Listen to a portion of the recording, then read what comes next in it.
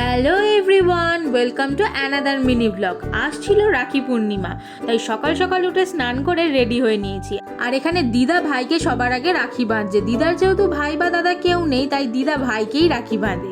আর আমি অপেক্ষা করছিলাম কখন আমার মামার ছেলে আসবে, তাহলে দুজনকে একসাথে রাখি বাঁধবো। ফাইনালি স্যারের আসার সময় হয়েছে। উনি এলেন 11:30টায়। তারপরে আগে আমি ওকে রাখি বাঁধলাম, তারপরে আমার ভাইকে। আজ রাখি পূর্ণিমার দিনে তোমাদের সাথে একটা কথা শেয়ার করি। আমার ভাই বোন কেউ নেই, আমি সিঙ্গেল চাইল্ড।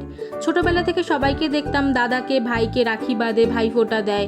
আমারও ইচ্ছা হতো, কিন্তু আমার ভাই মানে আমার কাকার ছেলে আমার থেকে 7 বছরের ছোট। তো তখন আমি কাকে রাখি পরাবো, ভাই ফোঁটা দেবো? তাই আমি ছোটবেলা থেকেই দাদুকে রাখি পরাতাম, ভাই ফোঁটা দিতাম। 1.5 বছর হয়েছে দাদু আমাদের ছেড়ে চলে গেছেন, কিন্তু দাদুকে আজকে আমি খুব মিস করলাম।